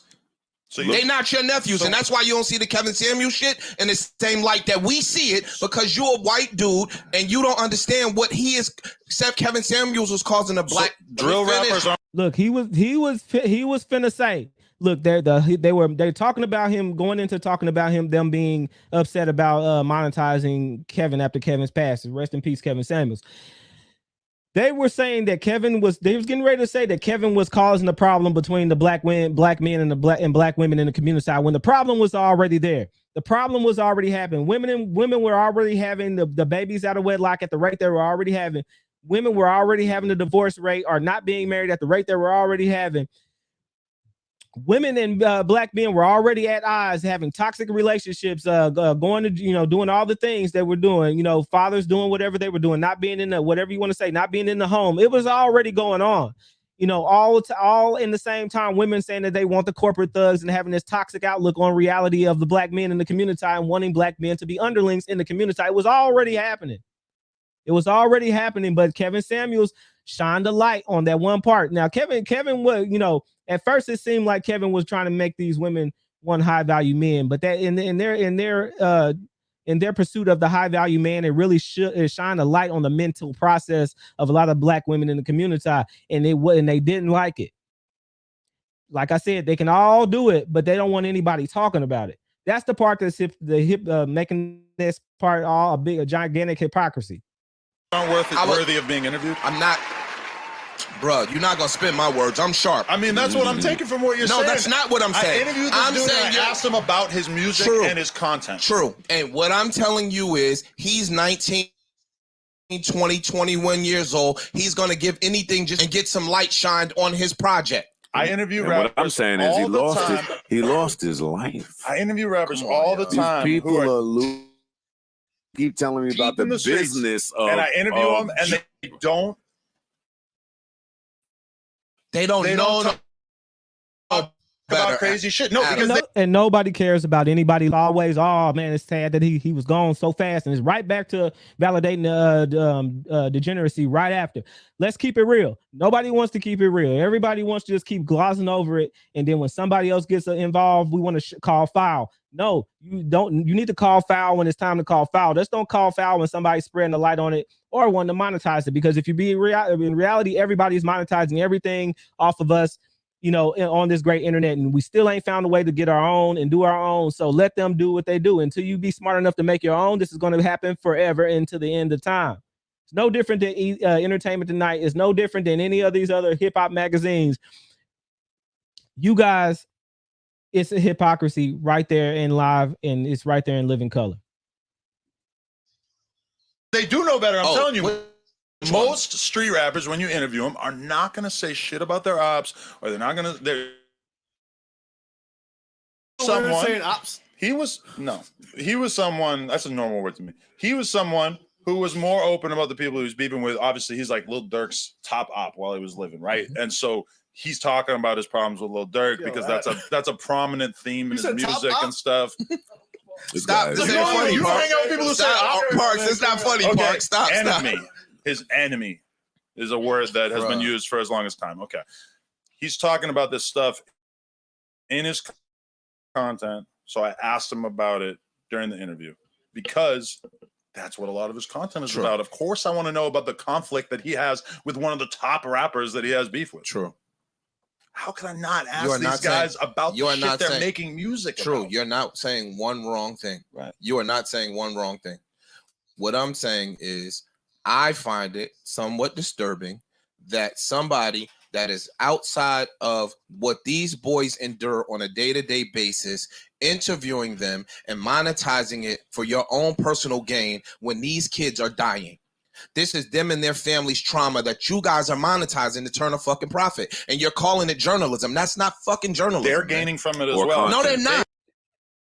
And that's why I agree with Adam22. They are monetizing and they are making money for talking about the destructive things that they're doing in the hood. Let's keep it real. Let's keep it a buck. If we're going to talk about this stuff, let's keep it real. It's not that just some innocent people doing hopscotch, and then something happens to them, and then they're monetizing off of being gangsters and thugs. That's what sells in the community. That's what sells at the record labels, and they do it all the time. They do it every day. They've been doing it for the last 30 years. Yes, they do. It's promoting his music career. There's a reason why these dudes, in particular, you got Ruga and FBG Cash on the screen. They both fly to Los Angeles to do an interview with me because it's promoting their career and their business that they're building for themselves. The fact that FBG Cash got into this random ass situation where his ex-girlfriend's new boyfriend shot him or whatever the fuck it was. What does that have to do with anything? That's just some bullshit that happened after the fact. Even the way you stop, Ice. Yo, you and your girlfriend, you said you and your... I was just saying that to make it clear that he didn't die over some gang shit. Like, it's not like he got killed by a rival gang member that he talked about in my interview. He got into some totally separate shit. Listen, you and your fiance were gonna... You said you guys got proposed to by somebody to do content. Right. You turned it down. Right. Why'd you turn it down? Because we ultimately decided that we could do a fine job on our own. You found black friends growing up? No, time out. You found another way to monetize your content and cut them out. Right. You didn't need them. Right. They need you. No. You just said they needed you. They don't need me. They want to do content and reach out to Exactly. They don't. This is what I was saying before. All of a sudden, everybody, and this is like exactly like the women do in the community. It's no different. It's almost scary when you hear these men talk like the women do when you're having these debates with how are you going to save the community and all this stuff like that, and how dare people trample on the community? How dare people do it? How dare people do it? But then they don't care after this all said and done. They don't care either. Look at. You guys, I got a whole bunch of content. I don't even want to go down that road, but this is what it is. You guys are seeing. Because you just said 2 sentences ago, my last question, that they both had videos with millions of views before anybody interviewed them. I don't care. You just said that they profited and you profited. That's what you said. Yeah, it's a mutual relationship. They don't know enough. It's like me taking a 17-year-old girl or 18. This is a grown man. He just did like 7 years in prison before he did this interview. How can you just treat him like a child and say he doesn't know enough? Because mentally he's going. Y'all heard that anywhere before? Kid in court, he done shot up 13 people. All of a sudden, he my baby. He could never do nothing like that. This sounds just like the women. It sounds just like the women. Going on songs bragging about his fucking killings. That means he don't know like enough. An exaggeration. I don't know that he bragged about killing anyone. He'd probably be in prison if that was the case. But he raps about street shit, right? He raps about street shit. What I'm saying is this. He keep a line. He does. Everybody that's grown ain't grown mentally. You agree with that or no? So you think I should be doing like some sort of intelligence evaluation? Should I give them like a quiz where I have to prove that their IQ is high enough? Before I think you should be doing that. No, he don't have to do that. What I'm asking you is, do you agree with me, yes or no, that every grown person in age is not necessarily the sharpest knife in the drawer mentally? That's like common sense. That's common sense. We all know that everybody isn't the brightest. That doesn't mean that the world's automatically going to stop. And like Kevin Samuels used to say, the world does not owe you understanding. That's something that's very real. The world does not owe you understanding because you're a little slow. You're a little moronic. It doesn't change the fact that the world is the world and people are going to continue to do what they do, regardless if you're in the front or in the back or in the middle. They're going to continue to do what they do. They're going to continue to make money off you, and they're going to continue to look at you like you're idiots if you act like idiots. And this is what people around me don't get. This is what people out here don't they act like they don't get, but I believe they really do. They just don't want you talking about it. Do I agree that there's a range of intelligence? Yes, this guy won't answer. Sure. Okay, cool. Are there smart people and are there dumb people? Of course. For him to have a problem with what I did up there, he ain't answering a fucking thing up there. There are smart people and there are dumb people. Right, this cool. is easy. All right, cool. So some people, would you agree also, are more easily manipulated than others? Yes, Bells. Yes, Bells. Because as soon as he says something, as soon as he says that, I believe there's some dumb dudes out there. Also, you gonna say black dudes are dumb? See, I already know how to play this game. You know, he says he's sharp, but he's asking these loaded questions. As soon as he says he's dumb, then all of a sudden he's calling black people dumb. You know, it's no winning. But ultimately, it comes down to what they're doing to themselves. I don't have any sympathy for it. I have sympathy for the families. I have sympathy for the families that hurt. I have sympathy for the family that hurt when people when they do that stuff to each other. But this is what happens when you raise a group of people that don't care about anything outside of what they're doing. But then you don't want people to talk about it. Sure, yeah. Cool. Okay. So in them doing this, they're coming on your platform because your platform is huge. Okay. Right? So do you agree that them coming on your platform, you said it already, that it has a benefit for them as well as you? Of course. Yeah. So do you also think that you are monetizing this black beef trauma shit that these boys are going through? I mean, incidentally, yes, I am monetizing it because when we make content on YouTube, it's monetized by default. But that being said, this is content that the people clearly wanted to see. You see the view counts. These guys are popular. People want to hear from them. There's tons of other platforms. And hold on. Who all remember the beef videos that used to come out in the 2000s? You guys remember those beef videos? Am I the only one? I'm the only one to remember those beef videos. Who monetized that? Interviewing them. So that's your rule. If people want to see it, I'm putting it out. It don't matter about Because I mean, but black you people. all in the name of content. Like this music. You realize I listen to drill music, right? Yeah. So these people are people I'm genuinely interested in meeting and having conversations with, and then I put it online. Hold up. Let me hold on. Hey. But you know what? Hey. Wait. Because I say it all the time here about how that's not a fan. That's not a fan. No, I actually listen to it. Like, actually, Awesome. That is the music I like the most in the world. But same. But go ahead, you finish. Your behavior. You remember the beef videos, Bill? I know. See, that's what I'm saying. It doesn't matter when you're making the money off of it. It doesn't matter when you're monetizing the beef, when you're monetizing the drama that people go through with each other in the streets. It's okay then. It's all it's about right now is that it's Adam22 monetizing it, and not a lot of people that have the fan base that they will want to monetize off of it. I'm saying the fake virtue signaling that Joe Budden is doing now is gross. I can't stand it. I can't stand it because when the older you get, you begin, if you put race aside, you begin to see the hypocrisy in all of it. You know, if you don't want anybody hurting each other, if you don't want anybody actually destroying their lives, say that and do that and make the actions before somebody monetizes off of a video about it. Behavior and your train of thought isn't aligned with the well-being of these people. You just listening to songs. Let me give you. You don't really give a fuck about any of these people. Why? That's such an extreme leap for you to take. No, it's true. Wait, gaslight. It's just like a lot of these women. It's gaslight.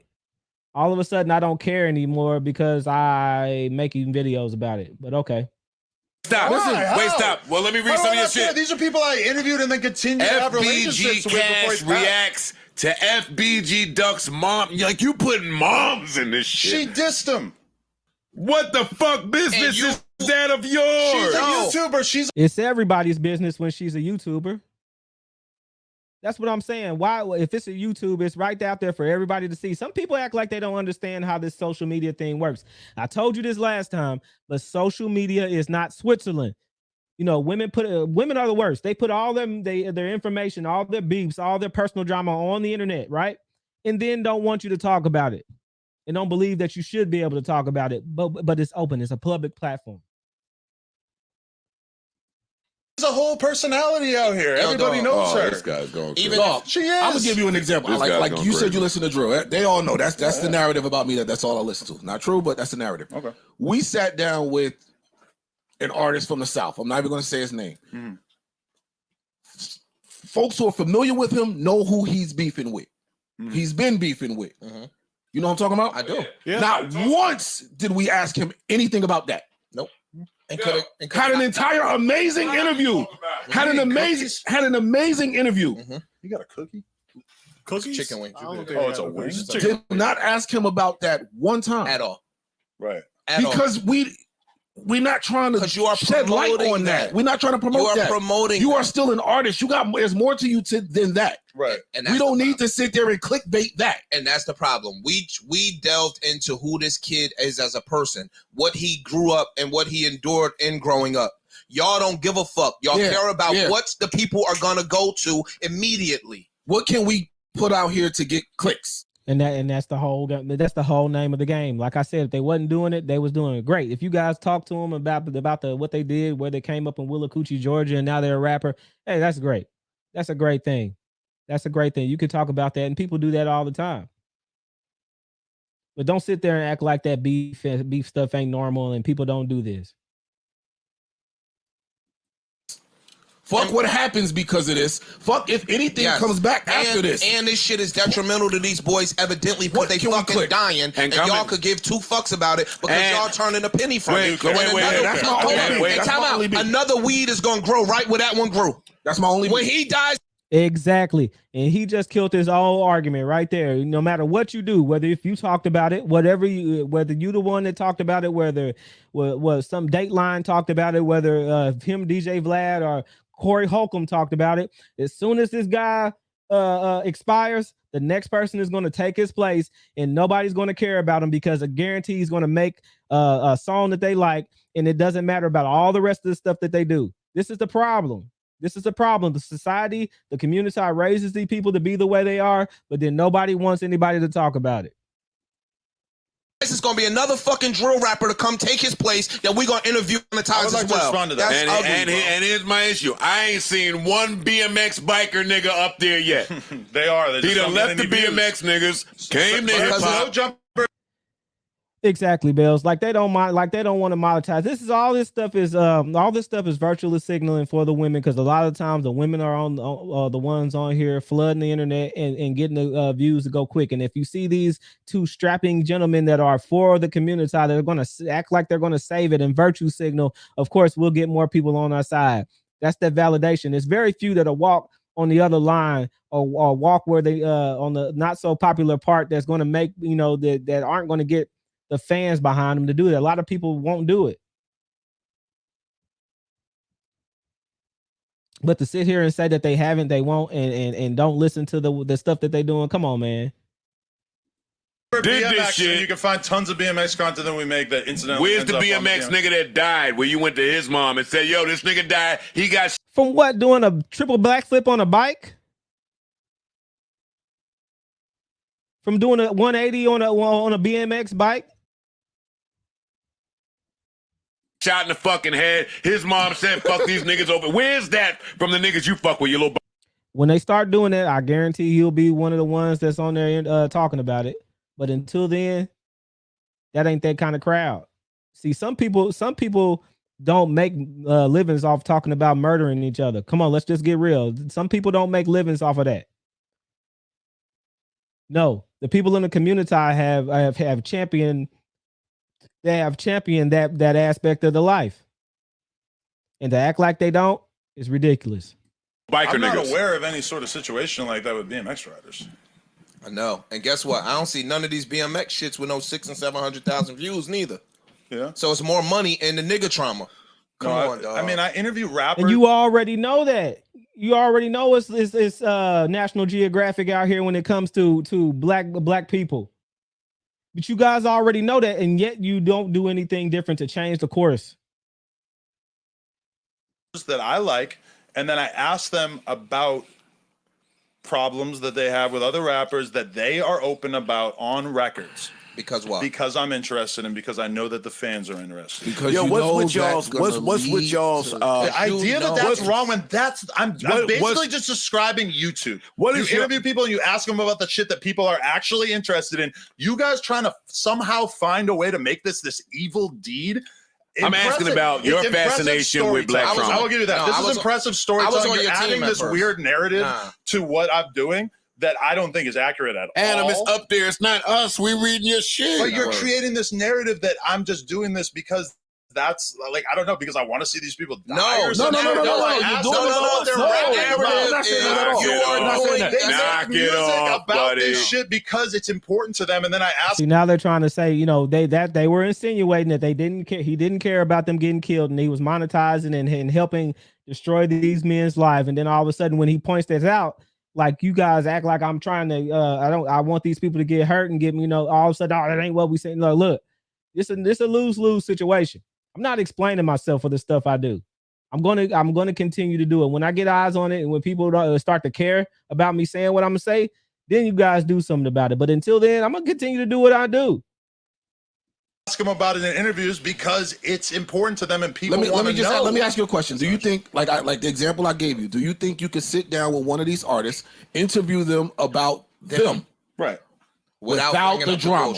I do that all the time. And a lot of people just don't say shit. You'll ask them, so what was this line in this song? Was that about so-and-so? But that's not what I said. What he said. No, that's not what I said. They're just not answering your question. Can I do an interview in which I don't ask them anything interesting? Yes, of course. I think that's suboptimal. I'd rather do an interview that answers all the shit that the fans want to know.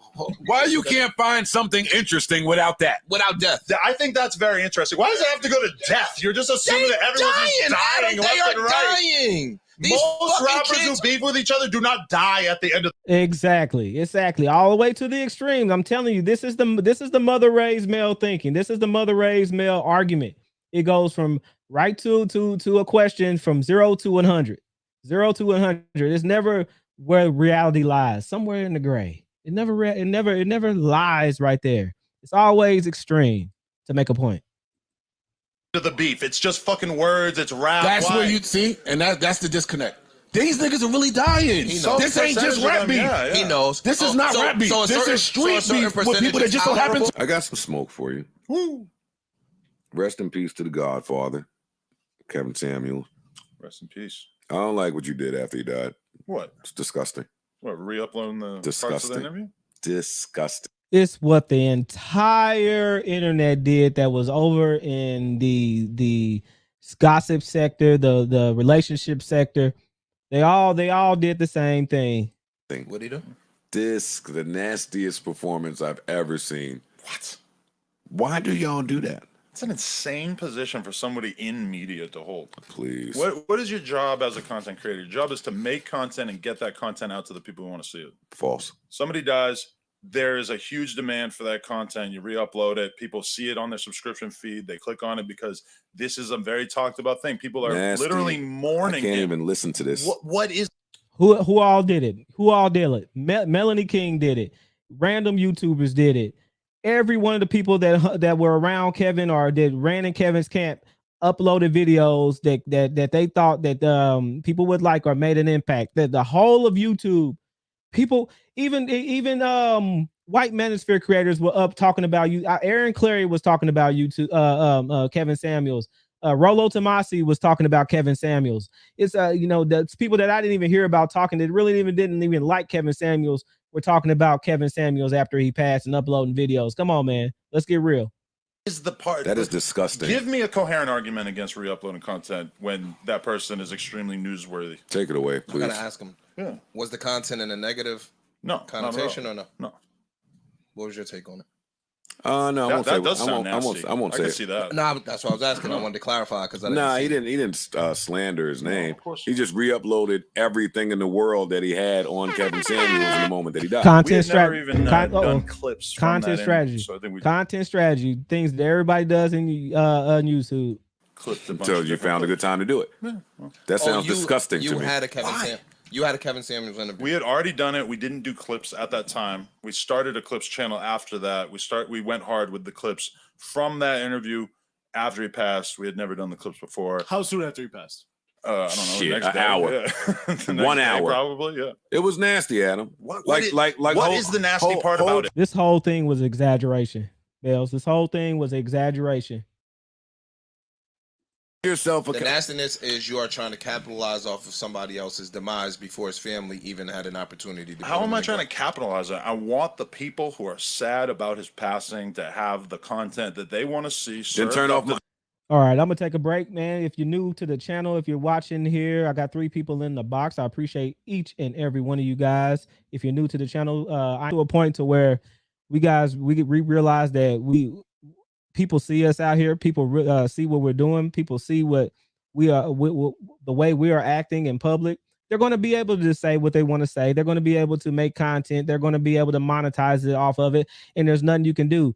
Sitting up gaslighting one person for for them covering the dysfunction in the community is just what it is. They're just doing what everybody else. This is a capitalistic society. This is an opportunistic society. They're going to continue to do what they're doing. You're not going to be able to stop it. They're going to do it. They're going to be able to do it, and there's nothing you can do about it.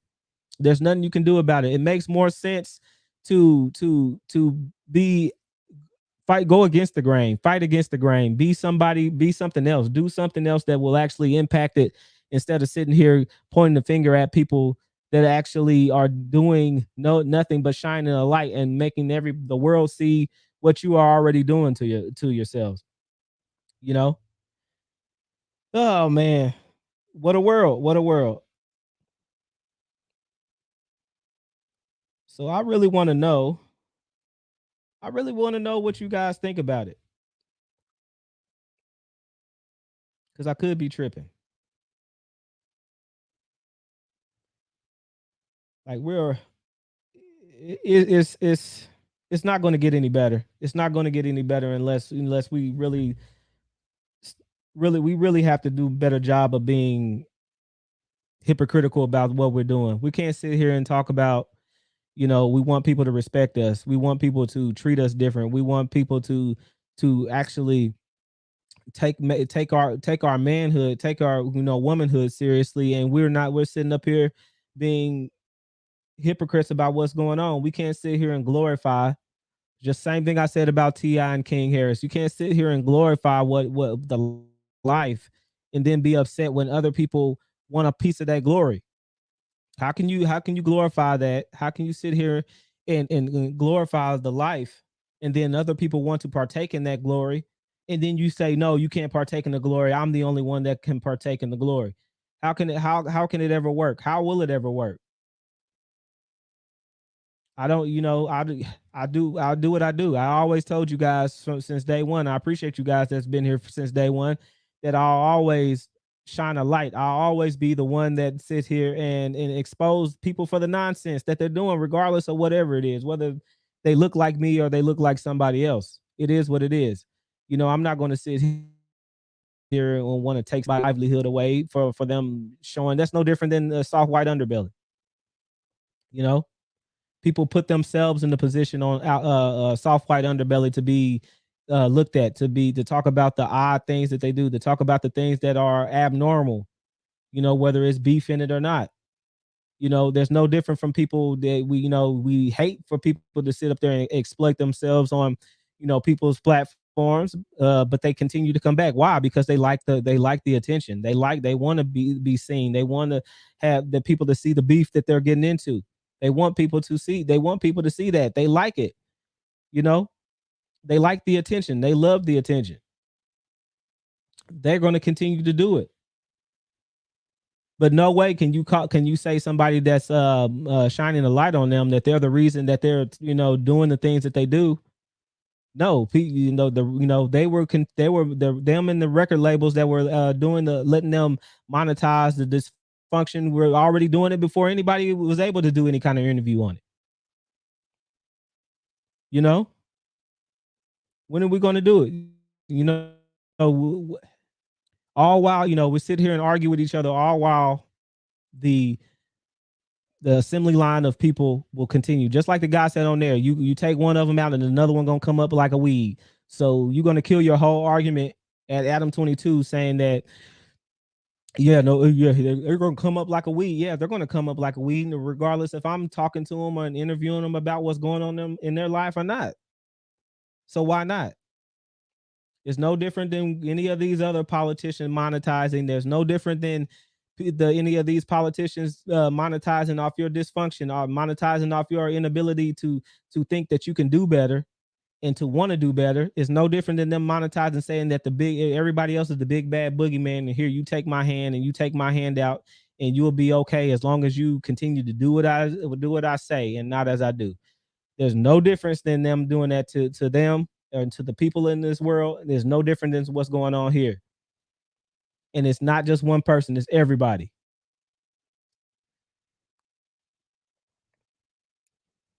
Make sure this is okay. So I don't know, I don't know what to tell you. I think like I said, I think it's a gaslight. I think a lot of it was just the same way a lot of the women do in the Communitah. It was the same thing that's going on here.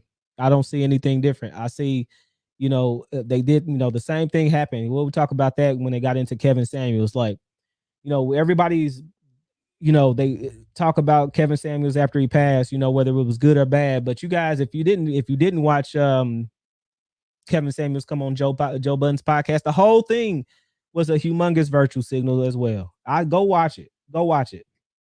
They already hit me once. I don't want them to hit me again tonight. Go watch it. You go watch Joe Budden.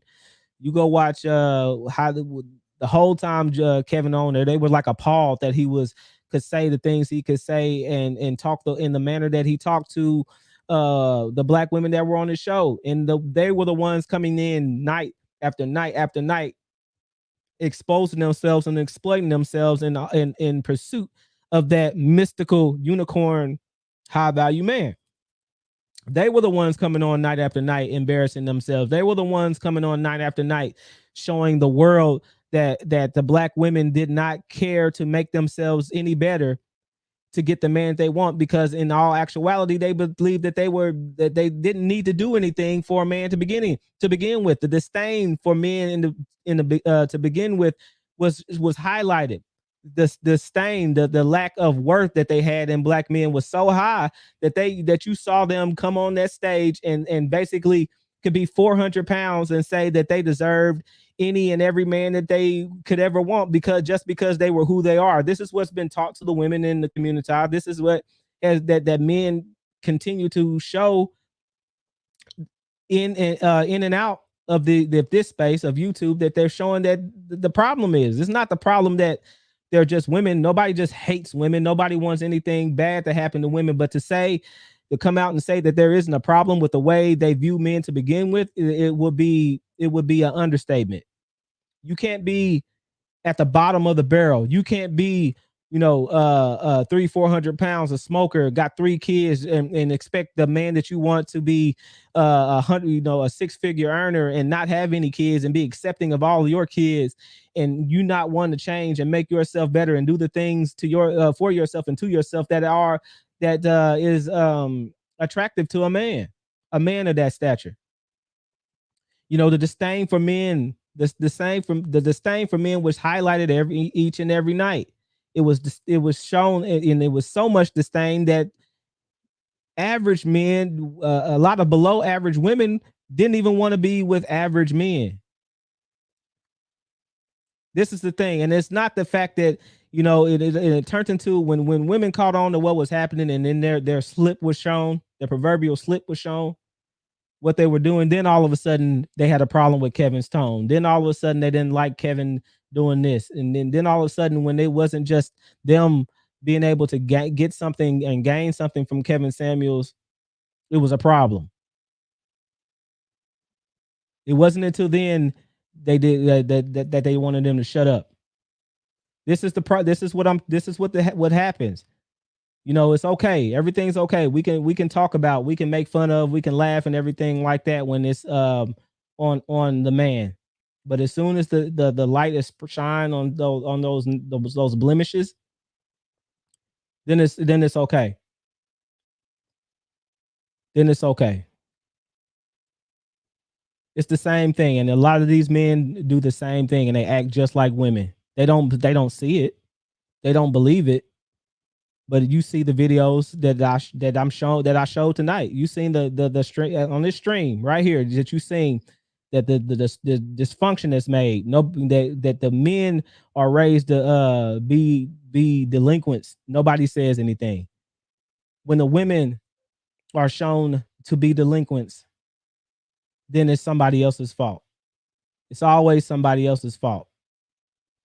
As long as it's got something to do with the community, and I've said this is a sickness, it's nobody's fault. Nobody ever takes accountability for what's happening in that actual community, in the community. And until people look up and take responsibility for what's going on, know that people will be there to highlight it, and they are the only ones to make a change. Look, it doesn't matter if you're underprivileged. Doesn't mean that your surroundings have to be terrible. It doesn't mean, I'm gonna say this and then I'm gonna go. When I moved out of my mother's house, when I finally moved out and I went on my own, I was in public housing. I was in the hood for a little while, and it's something that when I was starting to work, I looked around and realized that there was dumpsters. You know, they had those big public dumpsters where everybody can throw trash in, right? And when I walked down the street, when I took a walk, I noticed that there were trash and stuff everywhere besides inside of the trash cans and the dumpsters. And I realized right there at that point in time, at that very moment, that was a mental problem that the people actually had. That was the problem right there in that macro thing of trash being on the side of a dumpster and not inside was actually the problem and turned into the problem of the entire community. It was the laziness that the trash could not get into the dumpster. It was the lack of caring about the surroundings that when they threw the trash on the ground showed that they didn't care. It was an outright disrespect of the people that have to come there and actually pick that trash up when you could have did it. Because nothing mattered besides what they wanted. Guys, and that's the problem. That's a lot of the problem. That's what's going on in the community. The Communitah.